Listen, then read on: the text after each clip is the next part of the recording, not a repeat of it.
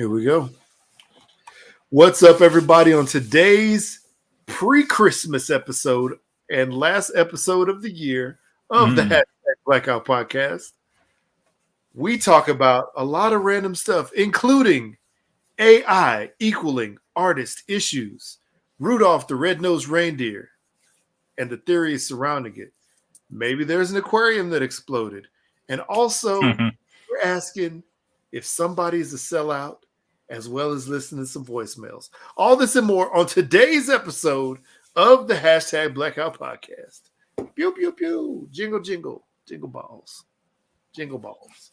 Jingling these balls. Oh, yes. All right. Woodland Critter Christmas. What's up? Oh my gosh, it's been too long. What's up? What's up? Welcome back again. Episode 237 of the hashtag Blackout podcast. I'm Jared. Hey, what up, people? I'm Jay. And we're back and at it again after a couple of week hiatus. Had some traveling, had some family stuff happening. Oh my gosh, yes. Jay, I have the question of the day for you today. Instead of how your week was, because I already know how it was, is Deion Primetime Sanders a sellout for leaving Jackson State and moving to the PWT Colorado University? What do you think? Well, I don't know the whole story, but I'm just going to say no. But like I said, I don't know the whole story, so I can't fully comment and commit to an answer. What do you think? Good call. I say the same thing. No, he is not a sellout. And I will tell you why. Yes, Deion, he got his first head coaching job at Jackson State University. Mm-hmm. This is true. And it's only because any other college before that he looked at, there was a Division I school, told him, you need head coaching and college experience before we'll give you a shot. And he's like, hold on. I coached one of the most successful high school programs in the country. I have several kids that were recruited and playing D1 football. Why do I need to do that? It's like, oh, by the way, I ran a whole school, even though his school shut down, because of financial reasons, whatever. And it's like, oh, by the way, I am probably the greatest cornerback that ever lived. Like, come on, man. They don't call me prime time from that. They don't call me prime time from that, just like you said. But you know what? Most of those schools were like, nah, we're not going. You need to. They told him, I guess he need to. What do they call it? Like pay his dues or something like that. So it's like, you know what I'm gonna do? I got you. And so he went to Jackson State University, and he made a pledge to them that he was going to try to, help HBCUs, help them, bring them out of, sort of like the doldrums they have been. And really that pertains to like not being household names in a lot more households around the country. Right.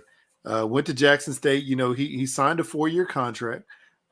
He actually got to the school and realized that his high school that he coached at beforehand had better facilities than Jackson State University had for their athletes. So he's like, you know what? Take half my money and go build some more facilities for these kids. So he paid them back half of his money, right? To build better facilities, right? I think he was making like a couple $100,000, something like that a year. Sounds good. Right? Sounds great. Or maybe that was all. Maybe was that a couple $100,000 total? No, I think it was a couple $100,000 a year, something like that. So on top of that, he realized that they didn't have like a lawn mowing schedule for the football field and the practice field that they play on. So he pulled his own. He brought his own, mind you, riding lawnmower up there, and he was like, the lawn needs to be cut on Thursdays every week. So he was cutting the grass. Not only is he the coach, not only is he recruiting people, he out there cutting the grass. He brought the top recruit in the country, flipped him from going to Florida State to come to Jackson State. He also had his son, which is one of the top 300 ESPN players coming out of high school, go there to play for him at Jackson State. Also, his other son, he got him to transfer from South Carolina. So the one son that was one of the, that started there with him was is a quarterback, 5-star recruit, 4 to 5-star recruit, and then his Right. son that he got the transfer from South Carolina, he is a quarterback. This guy's a cornerback, right? The second guy's a cornerback, excuse me. And then his oldest son, I think, does like media stuff for them. So he had his kids, involved, which is good. But he brought coaches, he brought players, and his first season, he brought them to the SWAC championship, and they lost against South Carolina State. So that's another school, a different school, but it's a historically black college, right? His second year, this year, they won the SWAC title. They won the championship, right? And perfect, undefeated season, right? They had coaches from other teams, like Alabama State coach, Eddie Robinson Jr. Eddie Robinson, legendary black football coach for Grambling, right? For years, right? His son wouldn't even shake his hand after the game because his son talked trash to him the year before and like showed like this really wild, disrespectful picture of him when he was younger. During like after they like beat him in the game, and crack jokes on him. And this year, Deion was talking smack to him throughout the week before the game, and the guy wouldn't shake his hand after Deion's team destroyed them. And then the dude said, Deion's not SWAC. It's like, what is SWAC, right? I guess is that somebody who like just sits there and coaches there forever? I don't know. But Deion was like, I'm not SWAC? Well, who's SWAC, So he had that whole situation. But then, right around the end of this year, just about the last couple weeks of the year, there were some reports that said Deion has been offered the Colorado University football job. Colorado University, 1-11 this year. One of the teams they lost to, TCU, go Frogs. So yeah, they hadn't been good for a few years, right? They haven't been competitive, I think since like 2018, 2019, somewhere around there. Right. So and that's a Division I school. So you're going from a HBCU in the SWAC conference to a Division I Pac-12, team that plays against like USC, UCLA, Oregon, Utah, like right. Arizona. So Colorado offered him several $1 million. So he went from making $200,000. I don't see a problem. Now, people call him a sellout for leaving the HBCU and going to the predominantly white school. They need to stop that. Because they're like, oh, you left because they gave you more money and it's a white school. Well, this is the thing. Deion did have a 60 Minutes interview, and he told the people at Jackson State, if I am offered a job, a better compensated job at a Power 5 school during my contract, I will consider it. I will consider leaving to go to that. So he told them that. He didn't just like up and leave without like saying anything. Right. And the other thing is this. A lot of coaches, especially these big time program coaches, happened last year with Oklahoma, the guy from Oklahoma that went to USC, Lincoln Riley, the coach. As soon as they get hired for another job, they leave like the next couple of days. Sometimes their kids find out about it from them. Sometimes they don't initially, they leave and they go directly to the next school to start recruiting for the next year immediately. They don't even coach the bowl game with these kids that they've recruited and coached throughout the year. That's what most of these guys do. Actually, I think it happened from him and also the guy who left Notre Dame and went to LSU this year, Brian Kelly, who has the worst Louisiana accent. If you ever want to look it up, it's hilariously bad whenever he first started there. But Deion coached in the SWAC championship game. He stayed there for the full time, and he got in front of his players and said, hey, I know the reports are out there saying, that Colorado's offered me this job.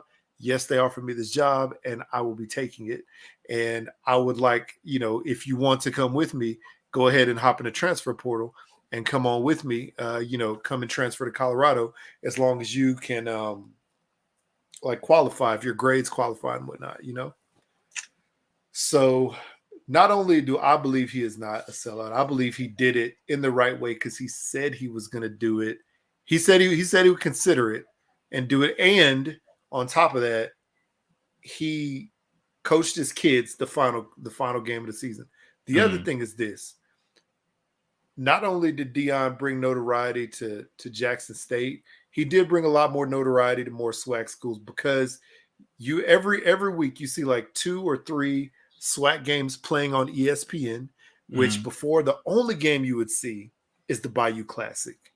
That's the only one we'd ever see before, like right after Thanksgiving. The Bayou, that's it. That's true. Southern and Grambling, right? Yep. Maybe you would see Southern and TSU or Grambling and TSU, but not often. That's about it. So not only did he help bring that, because you had a lot of players going there. There was a lot more buzz around it. He got Jackson State on let's see here. They were on the opening weekend games at ESPN, and also they were on College Game Day, which had never happened to a SWAC school. Not even the Bayou Classic, the most popular HBCU game ever, like every year, right? So that had never been on College Game Day, which is the biggest, college football show every week. And another thing that was this, which is weird, which Colorado beforehand, I think earlier this year or something like that, or maybe just a few weeks before Deion got hired, the president of the school was asked, was saying, hey, we can't get certain recruits to come in because there's certain, degrees that you don't offer that a lot of these other larger schools do offer, like kinesiology and general sports science. Right, I don't know. There's several of these that and a lot of times athletes take them, just because they have something to do with sports. So the president of the university is like, nah, we're not going to change. This is the way that we've been. This the standard we're going to hold with all these other things, because this is what we offer. Deion took the job, and guess what they started offering? All of those extra programs. The only way he would take it is if they started offering all those extra programs, which allows more kids to come into play, regardless of race, regardless of position, regardless of sport. Because I remember kids play football, baseball, basketball, girls, whatever it is, guys. They are in like those subjects that weren't at Colorado, right? So, Deion is literally a culture and trendsetter, not only at HBCU, but now in the Pac-12, and I hope he does well. The only game I hope he loses is the first game next year, because the first game next year, he's going to Fort Worth to play against TCU. Other than that, he could win every game. he go 11-1 next year. As long as he loses that game. That's funny. I'm just saying, man. I think people jumped on him. Yeah. It's mostly fans calling them a sellout. Mostly fans. There's some media people, but most of the media people who are not calling him a sellout are athletes or are former coaches who understand how it goes. And Deion even made a statement saying, "Hey, you know what? You either walk out on your own, or you get kicked out on your backside." You know what I'm trying to say? Yeah. So, and I mean, who wouldn't want to go from a couple 100,000 to a couple million? I think it's like $5 million a year, like something crazy like that. Like, come on, it's crazy, bro. Any one of them people saying he a sellout would do the same thing. People in HBCU land, Black alumnus and stuff like that of those universities were saying, like, why did he leave us? Like, he left us in a lurch. Our school, like, we haven't been able to make any money, but or whatever. Like, our school, is going to go back to the ways that they were, and underfunded and all this stuff. But then somebody made like a really good statement. They're like, hold on a second. Was this school underfunded before Deion? Were they like, were the alumni not donating anything before Deion? Yes. Why'd they start donating? Because Deion was there. Why didn't they donate before he got there? So they probably going to do the same thing now that he's gone. So you blame the years and years of alumni that haven't donated any money ever. If somebody donate like $100 or $50 or $20, whatever it is, once, they could say they donated, right? If they never ever donate to the school, then whose fault is that? You know what I'm trying to say? It's a little bit the university, a little bit the state that each university is in, and then alumni, that help maintain the school. Apparently the state of Mississippi and the city of Jackson wasn't really, funding that school like they were supposed to. Mm-hmm. So how about you blame all those people? Because that was going on long before Deion came there. Right. It's not his fault. And you can't expect him to hold up all of the HBCUs. I saw this video of Dr. Umar. Of course. I was just about to say this nigga here. I'll tell you what, man. He was on the Breakfast Club and they said Dr. Umar destroys Charlemagne the God, calling Deion a sellout. Because Dr. Umar was thinking he was a sellout. Dr. Umar was like, Deion was supposed to stay. It said he left the cowardly way. He was supposed to stay and help hire coaches for all these other HBCUs. And I was like, hold on. He only had loyalty to one school. Yeah. And then he was like, doctor, he was like, they needed other, transcendent talent, former football players to come in as coaches. Charlemagne was like, Eddie George is at Tennessee State or wherever he is. Eddie George, one of the greatest running backs of all time. He was like, it ain't about Eddie George. And Charlemagne was like, but you just said they needed other highly talented, NFL Hall of Famers. Like, what you got one or you got multiple already, within that. So Dr. Umar has bad takes about everything. And he was basically saying Deion needed to carry the load for all of the HBCUs on his back. No, he doesn't. His job. No, he doesn't. He does not. His job. Because Dr. Umar would do the same thing if presented with the opportunity. Exactly.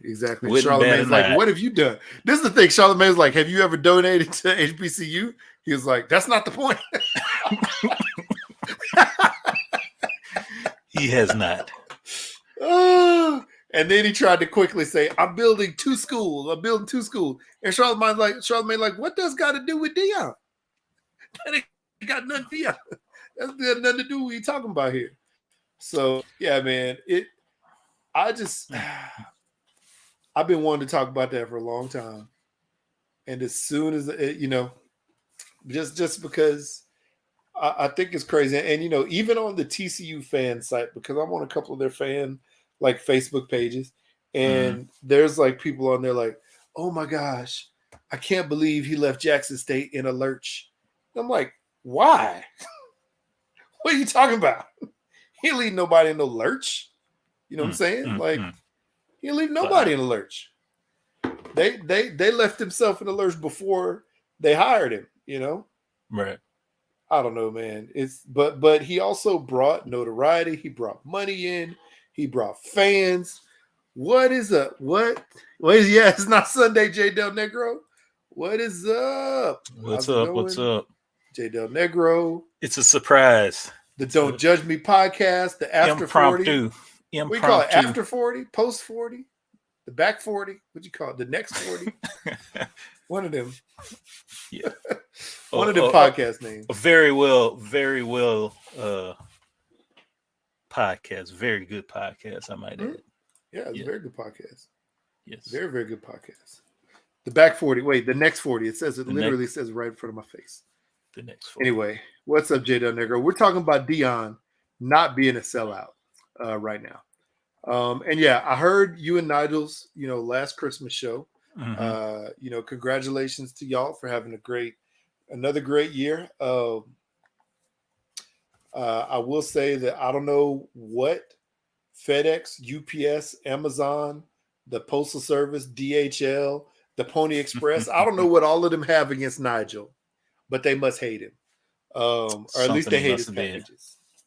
Yeah. Something he must have did. Yes, indeed. So, but yeah, it is not Sunday, which is when we normally record. It is a Friday night. sneaking this one in here, sliding it right in there. Just because we're gonna have busy weekends, Yes, and busy Christmas weeks.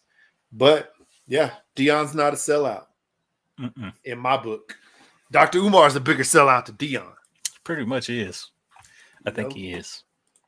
He just tries to play somebody else on TV. Anyway, next question. You wanted to talk about AI artist issues with AI art. I don't know if I really want to talk about it. It's just something that came up. And since we have Mr. Del Negro tuning in, maybe he could answer how does he feel about AI art becoming the big wave? My issue is I have problems with people considering themselves artists when all they're doing is typing in words, and it generates a beautiful picture. I might add, a lot of these images are beautiful, like I mean, just well crafted by a computer, by artificial intelligence. And I think one of the biggest platforms is Midjourney. I use Midjourney. I just started using it, and it's freaking addictive. But it's one of those things where the past couple weeks, actual traditional artists are wanting everybody to boycott this stuff because they think it's going to end up taking money off of their plates. Yeah, I agree. Until AI learns to draw fingers, you can't compete. Of course, that's one of the craziest things to draw. Hands. So explain to me, just I am a layman, right? When it comes to understanding how this AI art works. So is it literally art, like is it a computer program that is creating art and art form? I would say it's pretty much kind of like an algorithm. So there's this one company, and I use Midjourney as the basis for this. I think there's like quite a few more. So what you do is let's say you have something in your head, some words, something that you want to see. Let's say you want to see that new barbecue grill that you've been envisioning, that new shop that you've been envisioning. Man, you go and type in all the words describing your shop, hit the enter key, and within seconds, maybe even a minute, it'll generate an idea of what this could look like. And it may come out looking fantastic, and you'll be blown away. Now, the only issue with that is some people may be bypassing actual artists that do this for a living, going straight to the AI to get saying, a computer to create it for them. Let's just take a logo, for example. Say somebody wants to go get a brand new logo for their company. Instead of paying an artist, actual designer, $1,000 plus to create your logo, they go straight to the AI program, say, spit me out a logo, and they could do this multiple times for free. Get yourself a logo, and you don't have to pay. So they're bypassing a lot of artists, a lot of people who train for this. And, it's one of those things this past week, the past couple of weeks, I say, actual artists have been calling for like this boycott of people using, these algorithm, these programs, these companies that are, utilizing this. So, it's one of those things I just wanted to bring up, but that's wild, man. It's wild because to me, it sounds like, to me, it sounds like you think of, I guess this AI knows all of the keywords and phrases that link up to images, right? Yeah, so it scours the internet. It and also the people that I guess kind of control the back end, they can prompt the AI and train it to look for certain things, or like pull styles from different artists. Let's say like your favorite artist is, I don't know, freaking Banksy. Okay, let's just go Banksy. You could tell it to, hey, I want this particular thing in the style of Banksy, and they will spit it. The AI will spit it right out, and it'll look Wow. very similar to Banksy type work. So That's wild, man. It's wild yeah, because it's almost like Google in the art form, like a Google search in an yeah, art form. Because you could search Google literally for anything and yeah, find anything, right?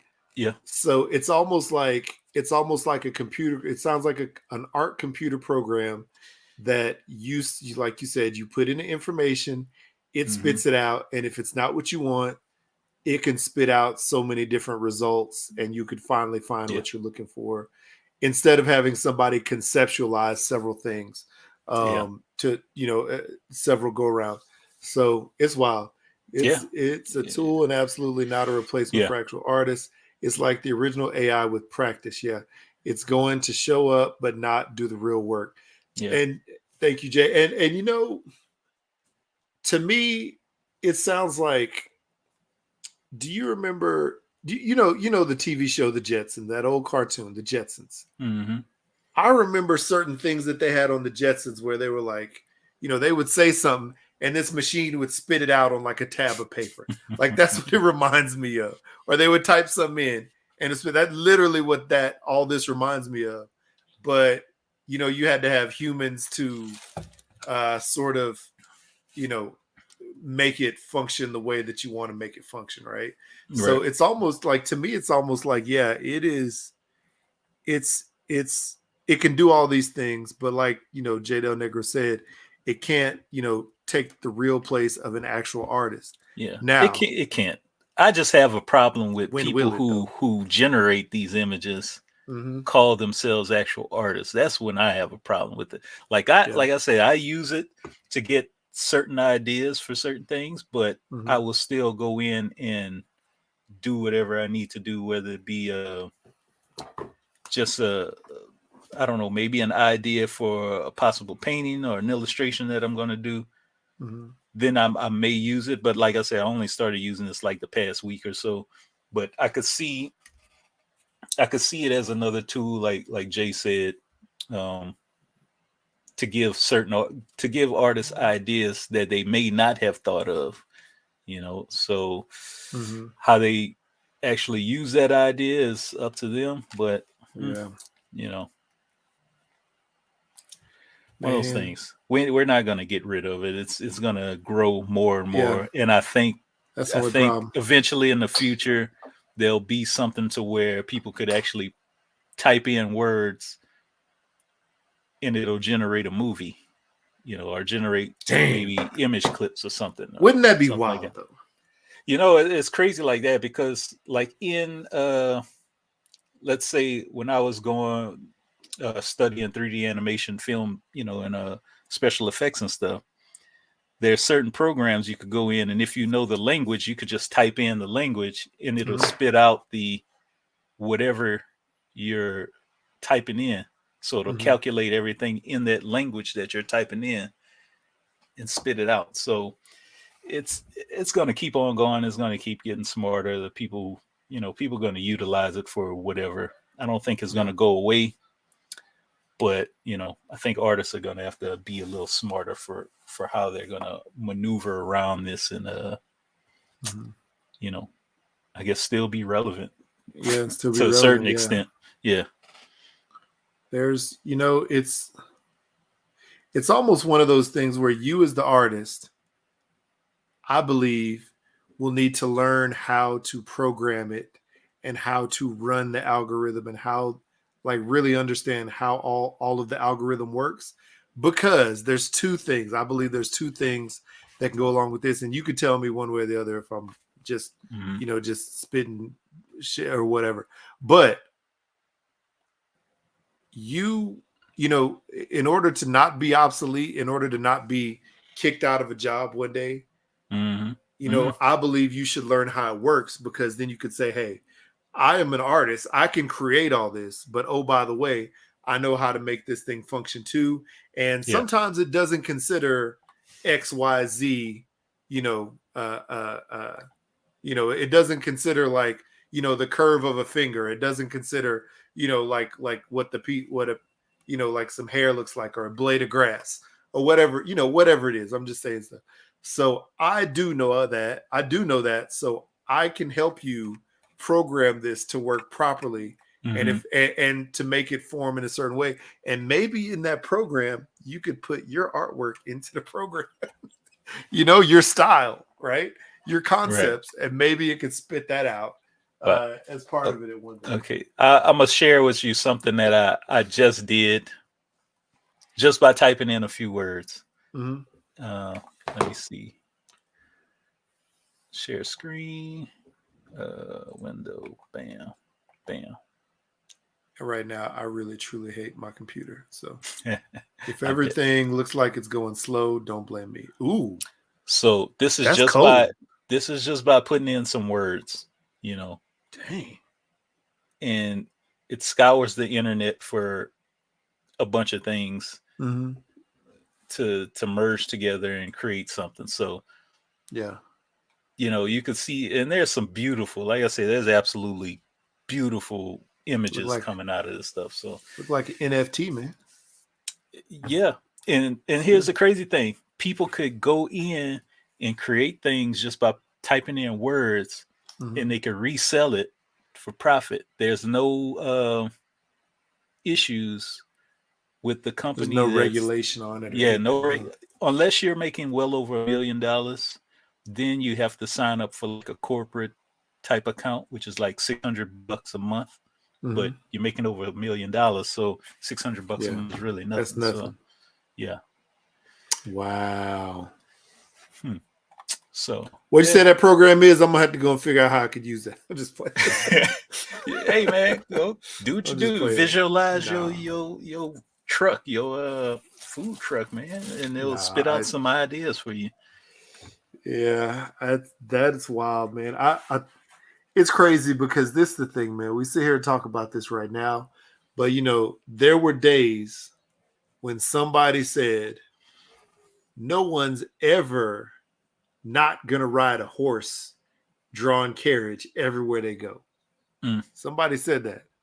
Somebody was like, somebody said that, like, and here we have cars. Nobody rides a horse unless they're on a ranch.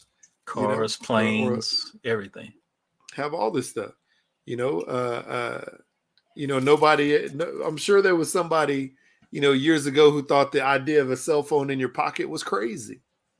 Yeah, and it's not. Literally everybody, who has any kind of mobile device right now has something that's pocket size, or purse size, whatever. That's right. So the sad part about it is right now, we see it's going to happen eventually, right? So right now, the question is, how do you, as an artist who is a practicing artist, who is literally, extremely talented, you and J Del Negro, extremely talented, how can you, like they said, like stay relevant, stay in front of it, have a job whenever this thing is taking more than 50% of the workload, Oh man. Don't tell your boss about it. Dude, what's funny is a couple things funny for work. I showed this to one of my coworkers, and he's a cool dude. We always talking about art and stuff, and I showed him that, and he's like, I wonder if we could use this to generate some of the stuff that we do. And I'm like, nope, don't even go there. Don't go there at all, because I know what you're thinking. So the people y'all work for, man, they would get y'all up out there so fast. Oh, dude. And here's another funny thing. So our company just went through recent rebranding. So they hired an outside firm, like actual design firm. We like internal designers. We are like, just so I mean, all the proposals and things we do, we're steady busy with other stuff, so we can't really focus on things like that, like corporate branding. But they hired an outside company that rebranded our company. So we had a big meeting about it. They showed us the new logo, and I'm like, wait a minute. And I start talking to one of the other designers, And it's like, I know I've seen this somewhere. Where did I see this at? So I start searching the internet, and within 5 minutes, I come across that exact same logo from an online create your logo site, one of the No. free. And I'm like, wait a minute, come on now. Look, and I'm sure they paid every bit of well over $50,000, possibly $100,000 for a rebranding. For something that they got, there's probably an app that you could download on your iPhone. Dude, I showed this to my boss. She started laughing. I showed this to a few other people. They just started laughing and shaking their head. Man, it's pretty bad. I don't know if I want to be the one to bring it up to communications. I don't want to be that guy. They already paid for it. Let your boss do it. She not gonna do it either. Well, she might. Who knows? She'll probably show it and it'll fly up the chain. But I just thought it was hilarious. Online logo creator, create your logo in minutes. You see what he said? Your job outsourced and the designer with the Canva. Man, that sounds like it's not even Canva. It sound like it's lower than Canva. You know, PixArt. Bruh. You know, something else. I laughed. I was like, oh my God. Wow. Yeah.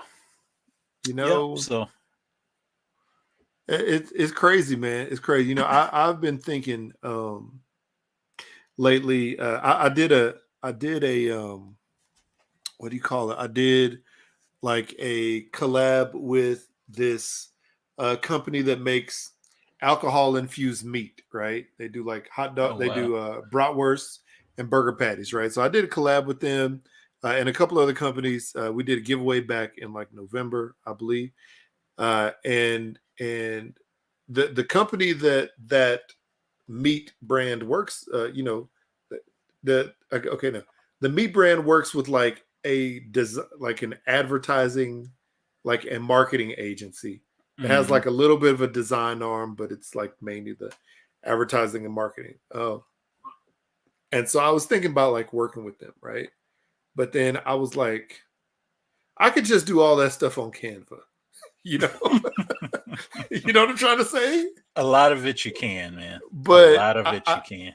I do know though. I do know, and somebody told me this recently, and I'm trying. This is what I'm trying to do.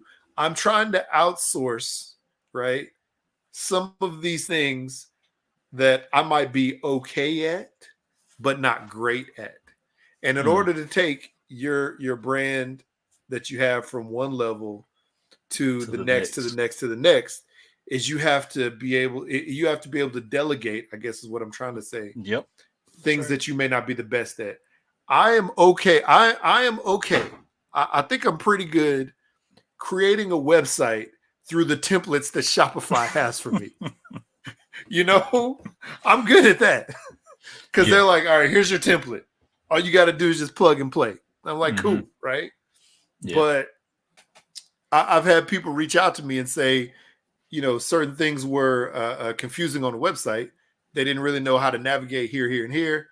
Yeah. And then I was like, well, shoot, I don't know what to do. And then one person was like, well, what you should do, and what I did with my site, that person told me, was I went to Fiverr and got a designer, you know, to go through and clean up some stuff. Yep. And every now and then, if I need anything, I'll just hit them up, you know, shoot them whatever the $5 is, whatever it is, and they'll do it and be done. And they're like, you should do that too, because it'll help you. I haven't done it yet, but I have like a couple of, you know, designers on there like in mind that I would want to go do that. And the same thing is for that marketing and advertising thing, you know? Yeah. I'd want to find somebody like that company that I work with. I have a good relationship with them. I don't know how much they cost. I don't know any of that stuff, but I can find out. But, you know, I think I come to realize that since I have a 9-to-5, there's only certain things, there's only so much I could do every day. Yeah. You know, and I don't cook every night. So I'm not able to make content a lot of different food stuffs. Even though if you did see the most recent recipe that I threw up, that's on my website. There's also that's on my TikTok. There's also on the website. It is a barbecue burnt in au gratin potatoes in a skillet, smoked on the smoker. You could do it in the oven. It is Sounds like a lot. legit. Let's see. No one has ever made that before. Thank you to my mama for telling me to use burnt ends instead of pork belly, which I'm going to use next time. But nobody's ever made that before. And let me tell you, it took me 80 videos, 80 takes, 80 different videos to create the 2 minute and 2 minute and 30-second video that I made for that, right? It took like a day of cooking, right? Mm-hmm. If I go with one of these one of these like design studios, they can do all that stuff. I can just give them the recipe and say, hey, this is what I want the image to, or this is what I want the message to look like in the end, right? Mm-hmm. So I understand having to outsource things, like your company did. Oh yeah. Or even the fact that they have this program that can create all this stuff, right? But there is nothing like the imagination of a human being. Yeah. Creating anything. You can be as a computer could be as smart as it wants to be. It can scour the web through every one of the Google results from the past 20 years, right? But that's never going to replace the creativity and imagination from one human. Mm-hmm. And like J Del Negro said, it's not the same thing, but it sort of speaks to it. Until a computer program learns how to draw a finger, until it has that imagination that a human being has, then it won't be able to do it. Now, what they're going to do, they're probably going to take somebody's brain and hook it up to a computer, just like in the movies. It's coming. And it's going to turn into Krang. Hey, man. You remember Krang? I remember Krang. I do remember Krang. Man. Ninja Turtles. I think it's going to come. It's going to come. Yeah. Wow. Well, yeah. AI. Gotta love it, man. Artist issues. Artist issues. I guess that's what you could call it. Artist issues. Well, crazy. Well, hey, this is. Uh-oh. You glitched. You glitched out of the artificial intelligence got you. It sound like you're going, Hello? Is it me? Am I glitching? Let me check myself a speed test right now. Hello. I can't read. Hello, Francis H. Greetings from the Netherlands. Hey, what's up, Greetings Francis? From the US. Greetings from the Netherlands. That is amazing. Thank you for joining. Yes. My wife was born in the Netherlands. Hashtag Blackout Podcast. Yes, definitely. Uh-oh. You glitched out, dog.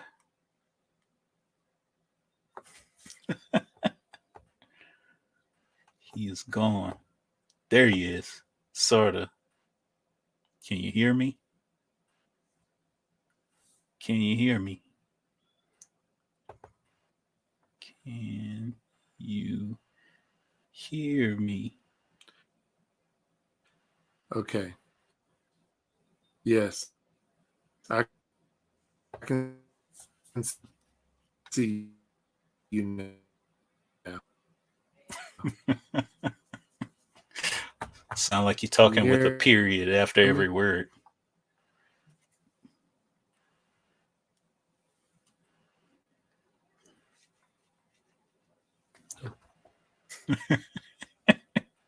Oh, it's his computer. So can anybody else hear me? I wonder. Can you hear me now?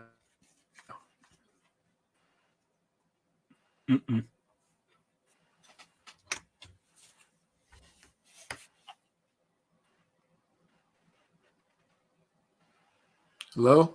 Can you hear me? Yep, I hear you. I think. Say something.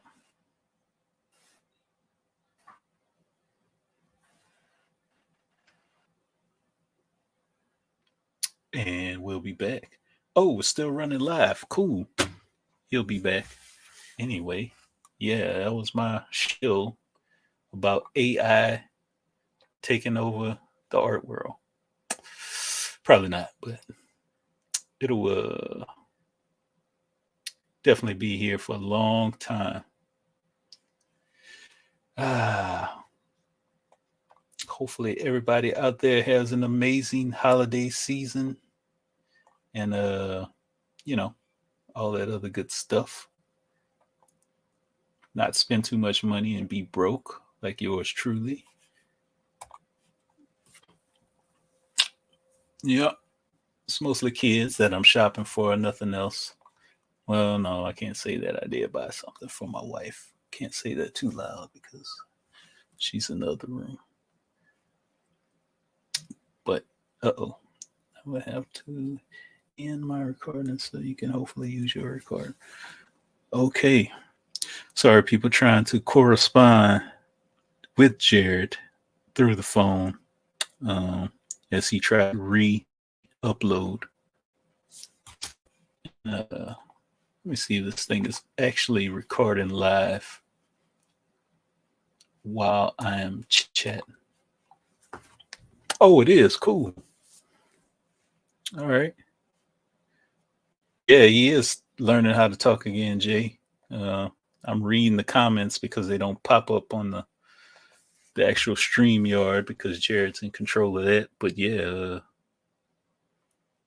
he is learning how to read the comment or read or talk again. My bad.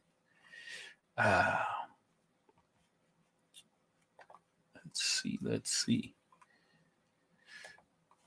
And where could he be? Hello? Hello. Oh my goodness. You glitched out? Yeah, I don't know what was happening, but I think it had to do with my computer not really having enough storage. I didn't think it was. Oh man. I think I need to go in there and clean some stuff up. That just like I was telling you before we started, I need to get a new external hard drive. So that is a priority tomorrow. To get a new external drive, so I have a bunch of my computer on there. Anyway, hey, it looks like we had Francis join us from the Netherlands. So hello to you, Francis. And we have J Del Negro, and then look at that, Mr. Titty Meat himself. Titty Meat himself, Mr. B-Rob from Random Ramblings with Rob. 3R show, Mr. Random Ramblings with Rob. Man, we got a party tonight. Wow. Thank you for that. And yes, J Del Negro, I was learning how to talk again somehow. Was it just glitching the whole time? It just sounded like he had a period after every sentence, after every word. Like, that.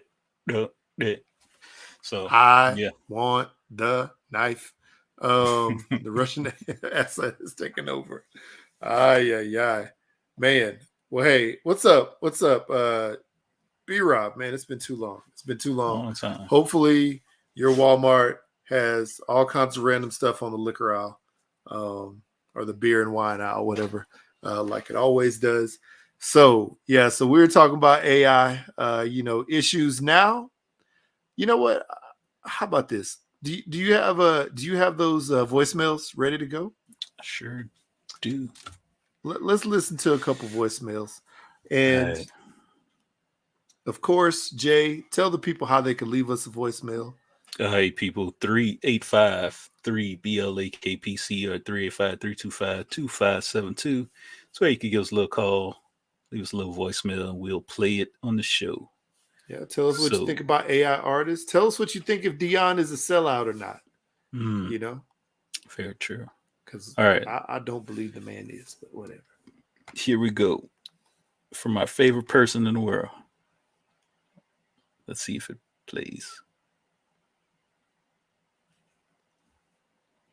Hashtag Blackout Podcast. Come out and play. Uh-oh. What y'all doing? This is Memphis Diesel 99. I'm a little congested. Do some weather. But anyways, I know y'all haven't heard from me like I normally call. I just been under the weather, y'all. And my doctor got me on a very strict diet. Yeah. I'm sorry, but I've lost a few pounds.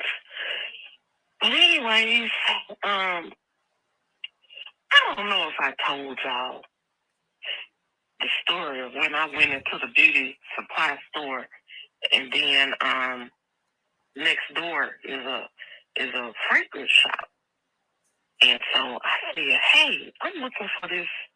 I just want to smell this cologne that everybody keeps talking about." Wait a minute. And the guy said, "What?" And I said, "It's called Elon Musk." And the guy said, "Miss Ferguson, Elon Musk is a dude who bought Twitter." And nobody told me. I don't know if I called y'all before, but She totally I'm said. still tripping. That's a whole man. How she did not know about Elon Musk? No, it's ugly self. But anyway,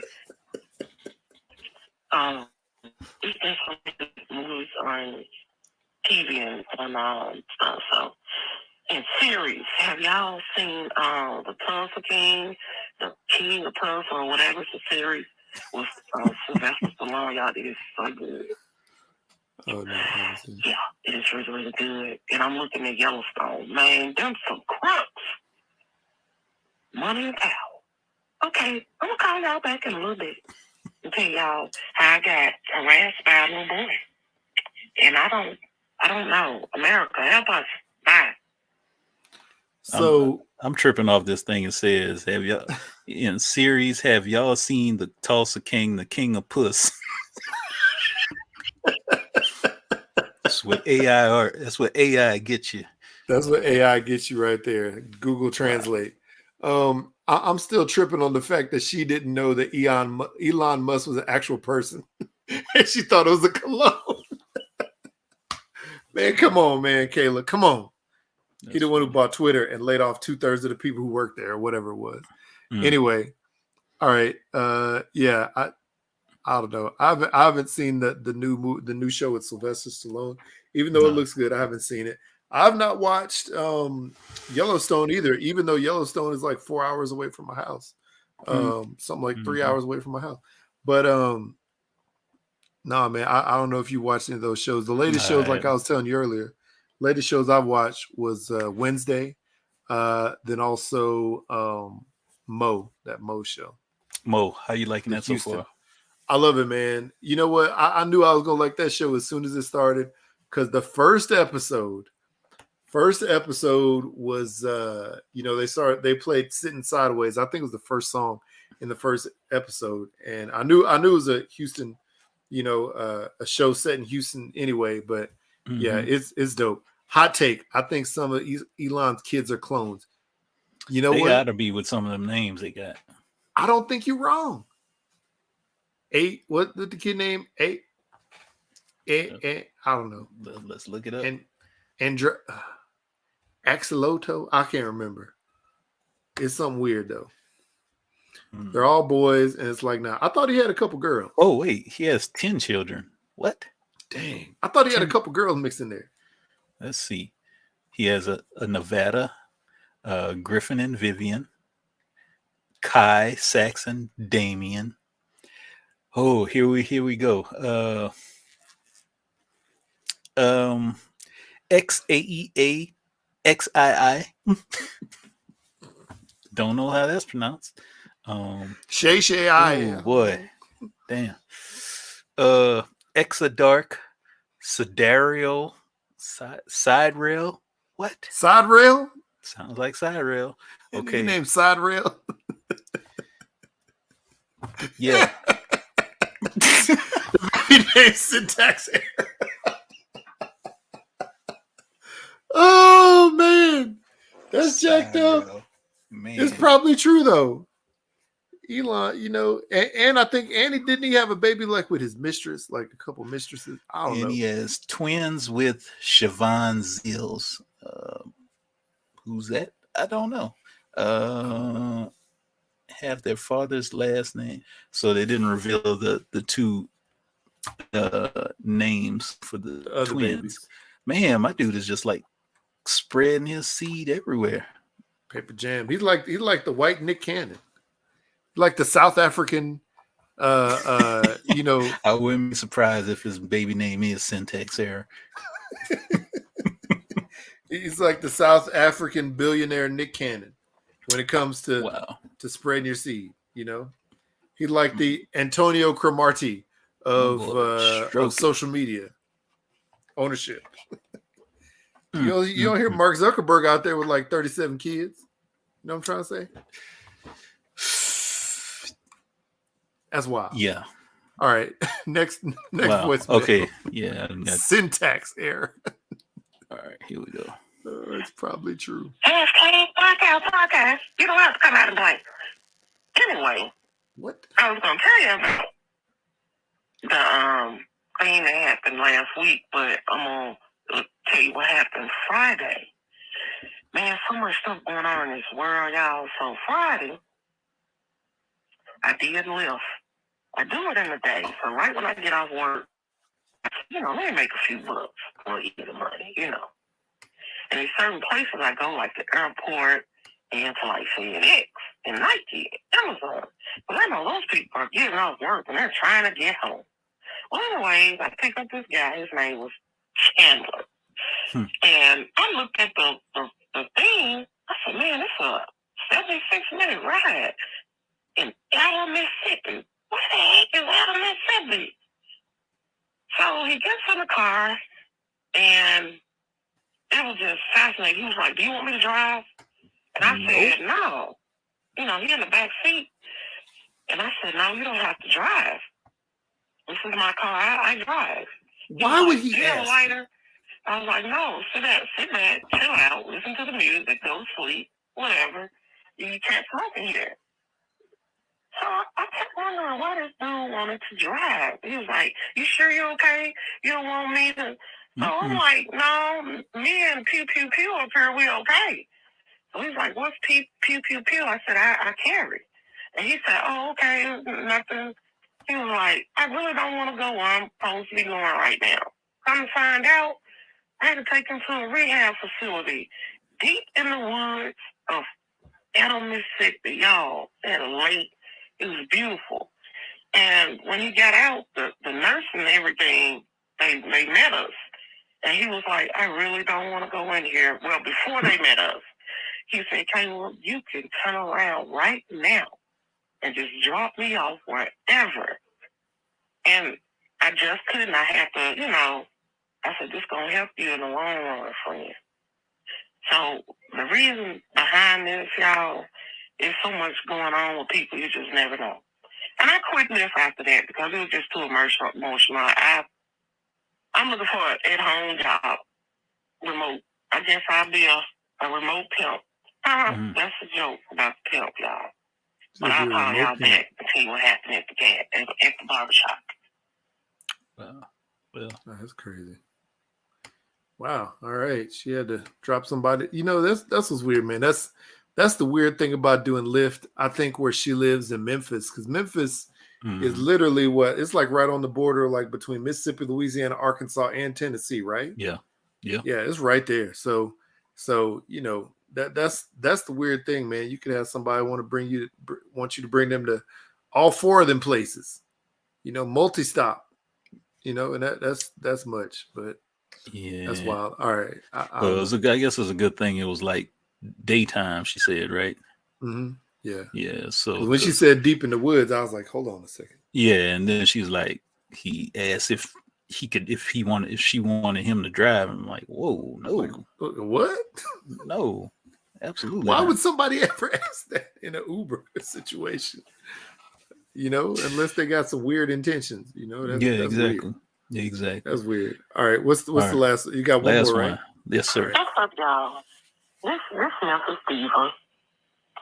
And I want to tell y'all my story about my barbershop visit to get my, hair look clipped, and tapered. And as I was leaving, I was very satisfied with my hair. And a young man and son, a little boy about 4 years old, and my barber just bust out to laugh, and I didn't know why my barber was laughing. But anyways, long story short, the little boy, I was paying for my services. I was golden on my hair. It had grown, and we had blew it out, and the ends and everything. But anyway, the man's son was like having a little temper tantrum. So he said, "Well, there she is, right there." And so I said, "Huh?" And he's looking at me, and so the man picks up his son. He got to be, I want to say he has to be about 3 or 4, I don't know. So he picks up the son, and he said, "Well, tell her." And the little boy is mumbling. I can't hear him. And I said, "Oh, you want to give me a hug?" And he said, he shook his head, no. And then he mumbles again. And I said, "Well," and it sounds like, yee. So I said, "Oh, they call you Buggy." And the little boy said, "Can I touch your booty?" Wow. Well, so everybody laughing. I get the barber, and the little boy daddy said, "He just fascinated. He don't pay him no attention, ma'am." And I said, "I'm flat, young little boy. I can't let you touch my booty. I don't have a butt." That's and weird. So the little boy started kind of like getting agitated with me. And I looked at my barber. He was laughing. I said, "I'm gone." So my barber walks me out. And he said, "Kayla, he do that to everybody." I said, "Well, I'm sure you." I said, that's creepy. So as I'm walking out, I'm going to my car, me and my barber are laughing.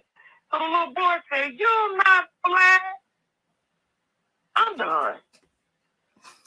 I told him, my barber, "I'll be there in 2 weeks. Make sure that they don't come. Because I ain't got time to be slapping nobody's child. I don't know why this stuff happened to me. Lord," I said, "send me a 6'5" to 6'8" athletic built man, 45 to like 52 years of age. Y'all have a good day.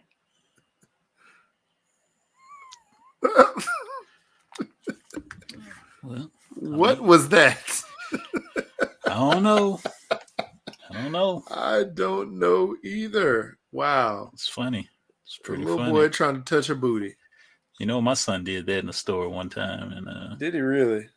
yeah, it was like probably 2. I know he was still in the stroller, so you might have been like maybe 1-ish, maybe getting to 2. We walking through the mall, and we're at one of the lady shops. My wife's getting clothes, and son's just sitting in the chair, and all of a sudden he just reaches up and grabs this woman's butt. She turned around. She thought it was me. She's about to slap me. But then she looked down, saw it was my son. She's like, "Oh, well, I guess he just know what he like." Like, okay, you say so, lady. Wow. I was like, how old was he, you say? He's maybe about 2. I mean, Okay, he he wasn't was a really little walking kid. long distance. Yeah, he was still in the stroller. So maybe Yeah, that's 1-ish. Yeah, somewhere. That is around funny. Wow. Yeah. I don't know, but now he called himself Chocolate Body. Is that the same one? there. No, the oldest. Oh, that's not Chocolate Body. Okay. No. All right. No. I was gonna say. Yeah, it I was gonna it would say probably fit his characteristics. Yeah. Yeah. That was All him. right. So I was gonna say, yeah, Chocolate Body. He does some wild yeah. stuff. Oh, and shout out Anyway, to Little Chocolate Body. It was his birthday a couple days ago. So that's right. he's Happy finally belated made birthday. 10. Yeah. Dang. We Yeah. need to call him. I would have Skyped him and we would have Skyped him and told him happy birthday, but my phone jacked. That's all good. So can't be doing good. nothing. Anyway, tell him happy birthday. All right. So next up, we're gonna be talking about Rudolph the Red-Nosed Reindeer movie theories. We hadn't really done much Christmas in this episode, really, obviously this recording season. But I came across some theories, and I've always been sort of thinking that the Rudolph the Red-Nosed Reindeer, the movie, was like a little weird. You know what I'm trying to say? Yeah. For a lot of different reasons. Let's talk about it. So let's talk about some theories, and we can say what the heck. But one of the first theories, one of the first theories is hold on a second. My wife, of course, sent me a message just like in this moment. All right, first of all, Santa Claus thought Rudolph was an abomination. Right? So he thought Rudolph was an abomination. He was like, he went up to Rudolph's dad, Donner. It was like, Donner, why? Why do you have this child with a red nose? Ain't nobody else got a red nose. Yeah. Why? Why does he have a red nose? And Donner like put his head down, So at the beginning of the day, Santa did not like Rudolph. Santa wasn't a friend. Santa wanted to shun. Santa wanted to hide him forever. He did.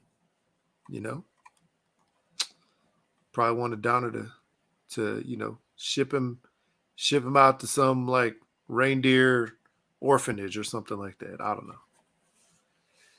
don't know. So that's one theory, that Santa did not like him. In the movie, that's what it seemed like. You're right. So maybe you're right. So here's another theory. Rudolph himself was an illegitimate child. Wow. Dang. To who, though? So it was Donner, right? Was his dad.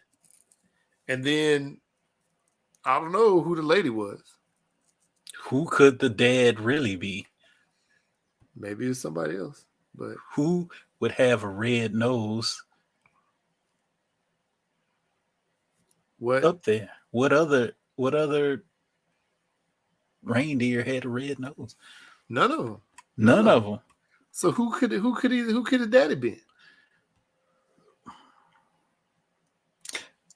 Could it have been Santa Claus? Bruh.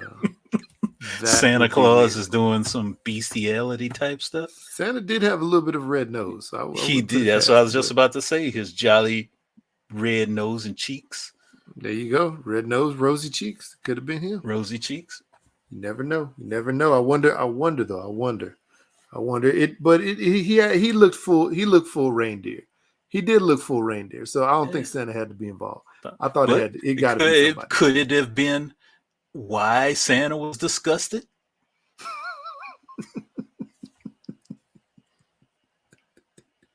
He's like, I can't believe you. He came out with such a red nose. Donner, you got to claim him. Claim that abomination. That's funny. Oh man! All right. So let's see here. So Hermie the elf. Here, I think I can share this. Okay. Because some of these I came up with myself, and some of these I saw from this thing. Let me see. I'm gonna show you this. Come on.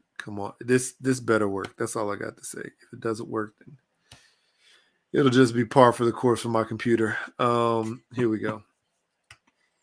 Hermie the elf was a psychopath. Right, a sadistic psychopath. Hermie the elf was a misfit, but it was almost certainly for reasons beyond his dissatisfaction in spending his life as a toy maker. Even his wish to become a dentist isn't all that bad until it became a creepy obsession that consumed his personal life. Has anyone ever wondered where he got all those realistic teeth he put in these dolls? In the dolls? Think about that. That's pretty creepy. He did stick some real teeth in dolls. I bet when it was late at night and all the other elves were asleep, Hermie would sneak out the toy shop and go into like Christmas Town or wherever that is in the North Pole and like be like one of those people who like kills people and takes body parts. Killed people and took all the grills. That's a then brought him back and put him in those dolls. Pretty twisted turn. Yeah. Or he would like fly to Africa and slay elephants and take their tusks off and bring them back and form them into teeth. Oh, that's not right. Somebody needs to make that movie like ASAP. Hermie, the real Hermie. Here's the theory. Those teeth came from the bodies of animals or people he ripped them out of. There you go. I didn't even think about that. I didn't even read this much. This is the first time I'm reading this. Let's remember that despite having read medical books on dentistry, Hermes' time to shine involved yanking out every tooth of the bumble. That was his time to shine. That's not being a dentist. That's being a sadistic psychopath.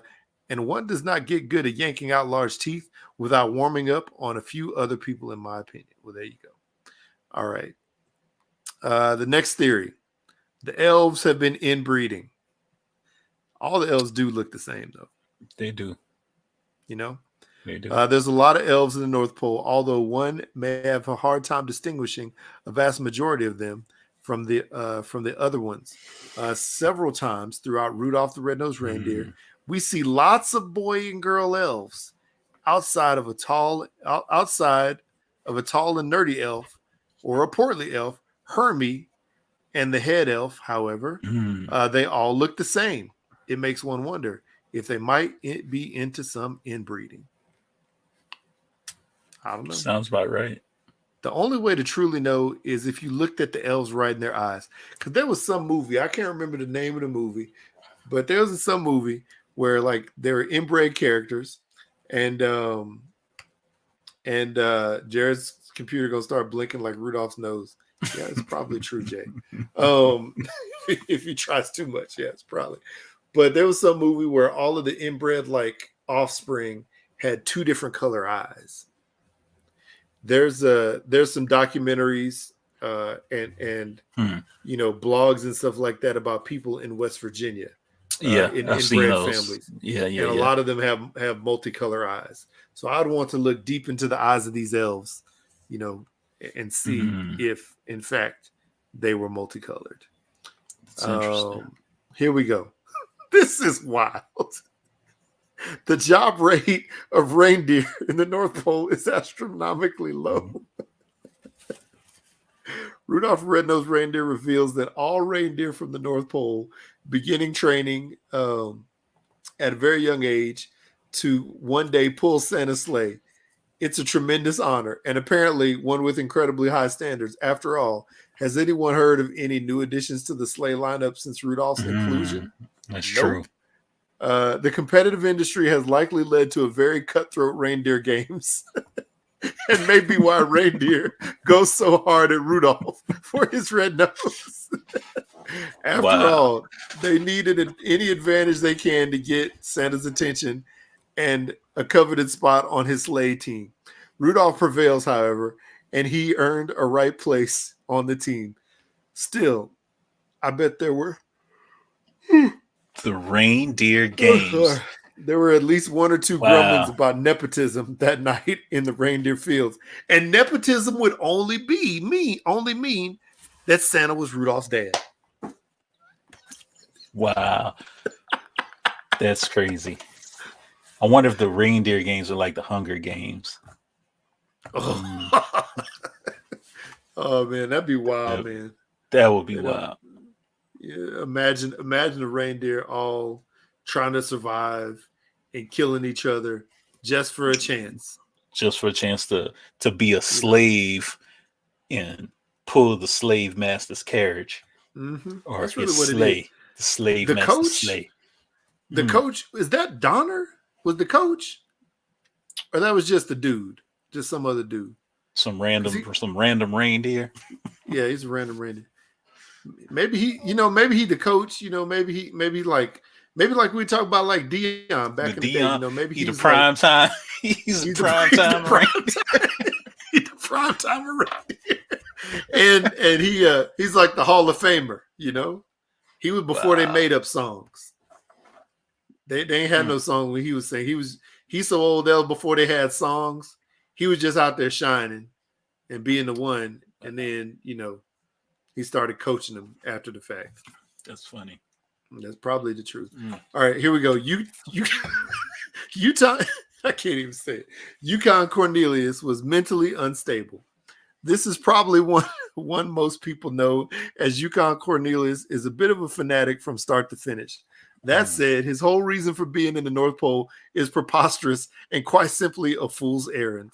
If someone is looking for silver and gold, the North Pole isn't the best place to start a venture to at all, for that matter. There may be loads of gold and silver up at the poles, but there's no way Yukon Cornelius was getting any of it with his pickaxe. He needed some heavy machinery to break through that amount of ice in the land. And he doesn't even have properly trained sled dogs. This guy was in way over his head from the start. And the scary part is he never once realized it. Yukon Cornelius, mentally unstable. I believe that could be true. It could be true. Is he licking his hammer, his ice pick? Yeah, he licks his ice pick. Yeah, he did that in the movie. So yeah, he is a little bit unstable, or like, a lot unstable. Gold in here. Wow. Yeah, here we go. Next, Rudolph's family missed a bulk of his childhood. Dang. I mean, as far as we know, Rudolph, what he literally just born, then all of a sudden he went straight to the reindeer games. I can't even hold this up, man. My computer tripping, bro. But yeah, he was born, and then all of a sudden he was in the reindeer games. Like, nah, we don't want him to be in the reindeer games. Like, nah, he gonna be in the reindeer game. He ain't got nothing else to do. He got a red nose. Don't you know Santa needs a headlight? Wow. Goes on the run with Hermit and embarks on a journey that seems to go on quite some time. He's gone long enough that he looks much older when he returns to the North Pole and would otherwise be unrecognizable if it wasn't for his red nose. Rudolph's parents missed his formative years and surely had a rough time when he was away. Donner lived with the fact that one of his final moments was watching his son in shame at flying practice. A moment Rudolph experienced as well. There had to be some unspoken family tension when he returned years later, perhaps enough that a sequel that features the family airing out their differences would be really riveting to watch. I think that would be funny. But honestly, in the movie, we know that Rudolph goes on this like they all run away, right? And he comes back older, like his voice is deeper. You know, Clarice is like, "Damn, Rudolph." So it's kind of like the Lion. Well, I wouldn't say like the Lion King, but I don't know. But you really don't have a sense of time how long he's gone. No. But it almost seems like he just gone for a week or something like that, right? But how you gonna come back with antlers and a deep voice? I don't get it. The time frame is sort of jacked up.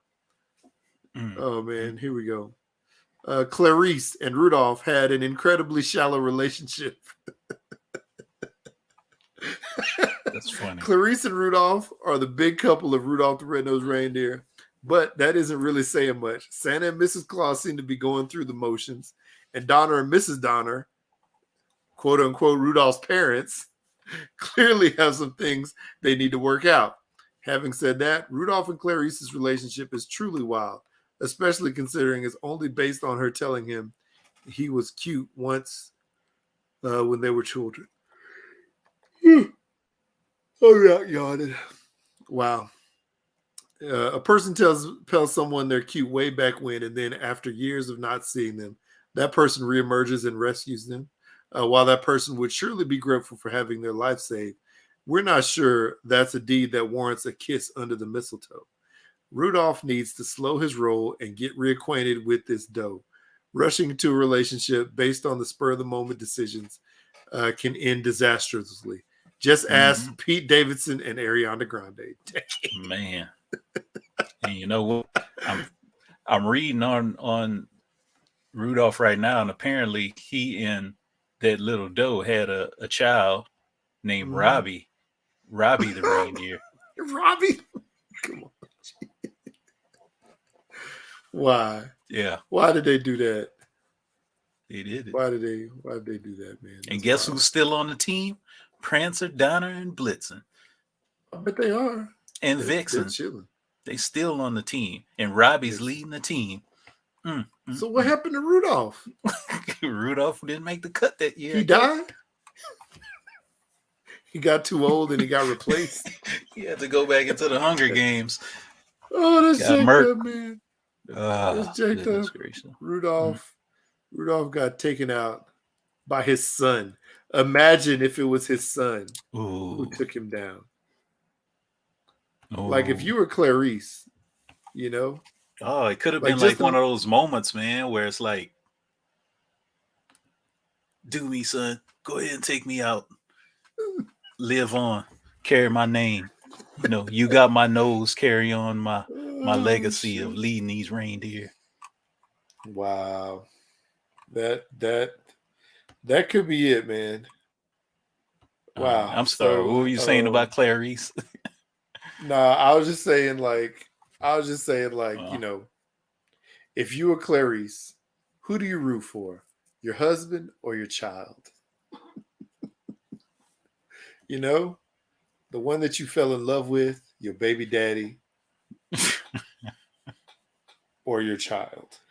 Wow. You know, I don't know. That was an interesting take. Go ahead. No, go ahead. No, I was saying, like, I know when you kind of mentioned it before the show, I know I remembered a crazy dark telling of Rudolph about him. I guess it was about a story about mental issues or physical handicaps. You know, I mean, it doesn't sounds funny, but it doesn't sound funny. It's not supposed to be funny, I guess. So there's this site about psychology within the Rudolph story. And I'm not going to go through all these points, but there's some that you made in the other one that kind of relate to this. So one, Santa has an eating disorder. He starts to show thin and balloons up by the end, fitting in his fat Santa suit. So kind of see that. That's know, Mrs. Santa needs her husband to be fat. She shames him by saying, "Whoever heard of a skinny Santa? Eat." So you know, got some of that crazy going on. You know, Rudolph is born with a shiny nose. Mother says, and the mother says, we'll simply have to overlook it. Father is unable to see past his son's faults.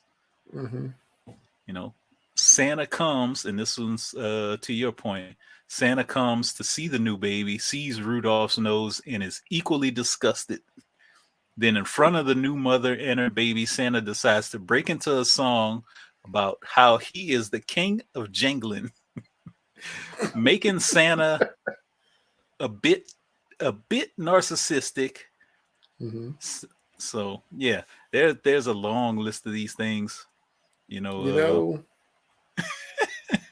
Rudolph isn't even an hour old, and his father already turned him into a bad object. I mean, think about it, man. Think about it. Like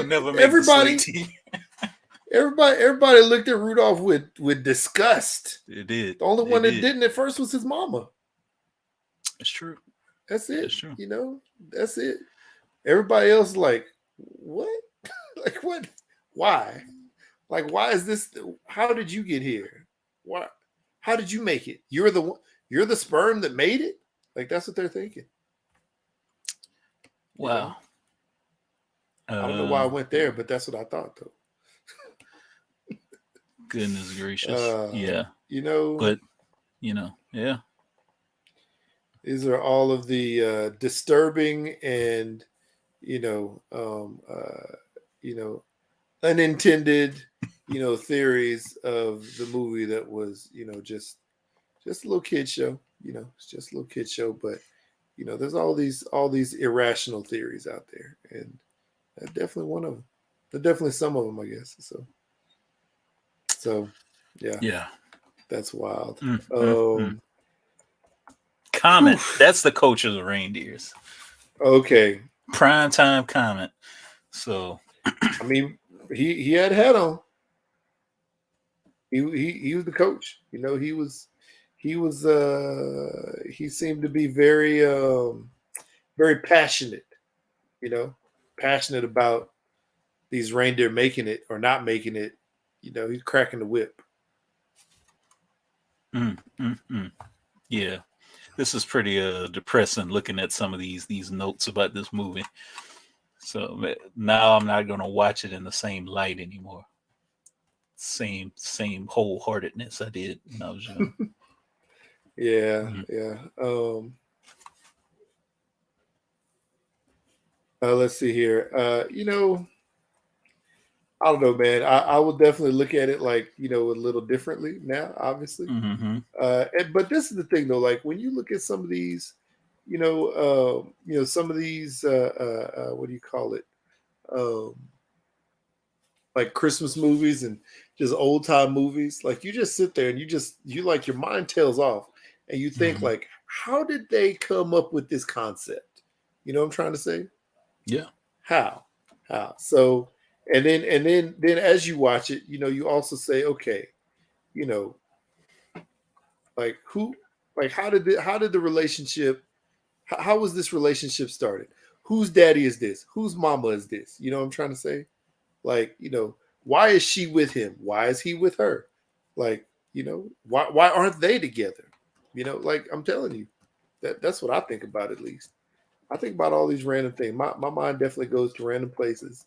And I'm just like, thinking all these random thoughts. And somebody, at least somebody else out there, whoever wrote that piece about Rudolph had similar thoughts, you know, about that movie in Yeah. particular. Yeah. So Didn't Robot Chicken do like a spoof of that? Uh, I think did they? Rudolph coming back and like killing everybody. That sounds familiar. Yeah. That sounds familiar. So Anyway. I think that did happen. That's funny. Nah, I don't Yeah. know, man. Well, hey, I don't really have much else. Do you have anything else? I have nothing else, just to wish everybody a happy holidays and be safe Yeah. and all What, that what's the jazz. what's the present you're hoping for? What's the present you hope Santa gives you on Christmas morning? I don't know. I hadn't really thought about it. I don't want anything. My sister-in-law asked what I want, and I say, I take $5 million in Uh, ones. yeah. So that's about it. I don't want anything. I can't even think. I've been so concerned with giving to other people Hmm. that I never really wanted anything. So yeah, Yeah. it's Could whatever. be. What about you? What are you Yeah. I hoping don't know, Santa man. brings you? I'm not like I don't know. It's weird, man, because my Christmas wish list this year was very like very short. I normally am just sort of like whatever. And as soon as I found out Michigan was playing against TCU in the bowl game, Mm, and they're going to be in Arizona, which is just a drive down the highway. I mean, it's not close, mm. but it's a lot closer than trying to drive to Georgia, right? They played in Oh that yeah, game. yeah. Finding out they were playing each other. That's my two favorite college football teams of all time. Michigan because of my dad, and then TCU because I paid thousands of dollars to go there. So I was like, you know Yeah. what? I would like a ticket to go to the game. So that's what I want for Christmas. Oh shucks, Um, you might get it. yeah. So that's about it, man. Other than that, I mean, it's just like random clothes. There's like random like cooking things, but that's all random stuff that I could probably get after Christmas if I really wanted to. Hmm. But I don't know. We have a speaking of trying to help people. Our team at our work, we decided to do some Christmas angel tree things. Um, and so we found this angel tree that has basically like terminally ill kids in the hospital, Oh wow, and it's just like their wants, and it's just like pajamas, tennis shoes, socks, like that's what they want for Christmas, just uh, basics. yeah, and it really puts some stuff in perspective because you're like, when you were a kid, you're like, I wanted Voltron, I want the whole, the whole Hmm. collection of GI Joe, like that type of stuff.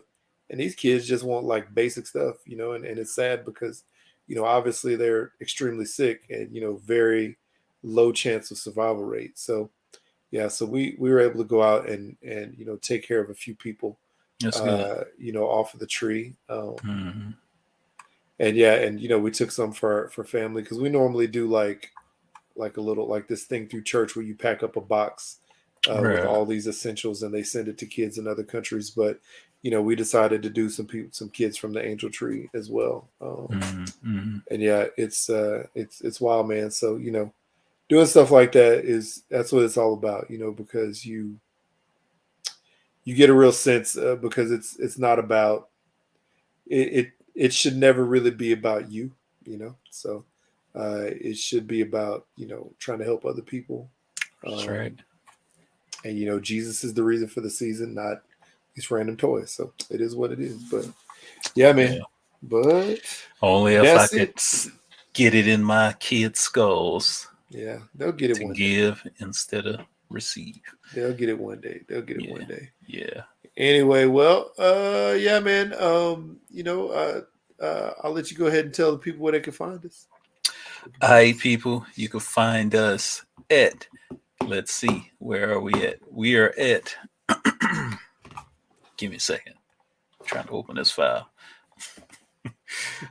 237 episodes, and I still don't know where we're located.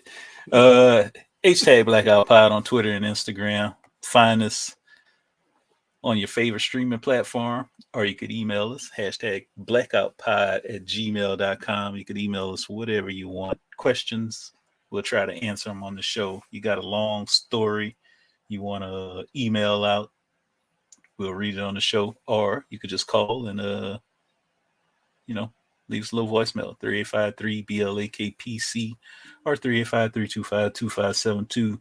Don't forget to hit up hooksrub.com. Get yourself some hooks. It's probably a little too late to get some hooks now, unless he does a super overnight shipping. No, I mean, the last day for me to ship to get it there before Christmas is gonna be the 20th for most places in the country. Oh boy! If you do priority mail, yeah, that's 2 days, 2 to 3 days. Otherwise, you have to do overnight, which is a little more expensive, but we can make it happen. Yeah. So yeah, there you go. Get yourself some hooks, and make sure you tune in next year, because this is probably our last episode of this year, 2022. Yeah. We'll see you in 2023. And we'll start the year off strong, possibly. Yes, indeed. Yeah.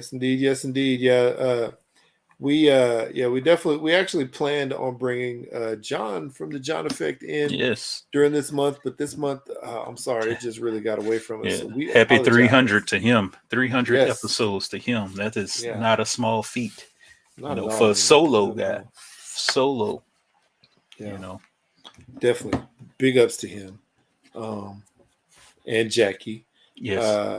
And J Del Negro did an episode on his show here recently. And it was talking about sort of like stuff, that you did at different times of your life, like back in, like back in your 20s and 30s or whatever. So I know that was a good episode, and he had several good episodes like that. So we have to put together a plan with John to get him on the show, because we've been talking back and forth about doing that for years. And we started literally like within the same month, I think. Yeah, the same time. The same time. So, we're gonna have to make it happen, and we will make it happen. So, hopefully we can make that happen in January, so we can go ahead, knock it out, and then plan for another one after that. But anyhow, all right. Well, I guess on that note, thank y'all so much for watching. Thank you for your support of everything. Just thank y'all, and looking forward to seeing what the new year brings. And thank you for Twinkie 22. Jay, love you, cousin. Happy Christmas. Likewise. Happy Christmas, Hana Kwanzaa. Same to you and your family. All those things and whatever the Mormons celebrate out there. Don't tell me anything that the Mormons celebrate, because I don't celebrate anything with them. Okay. Yes. They celebrate multiple wives. That's one wife is more than enough. Oh boy, that's a lot of presents too. Goodness. Imagine 30 kids. All right. On that note, wow. I'm blacking out. Blacking out. And 3, 2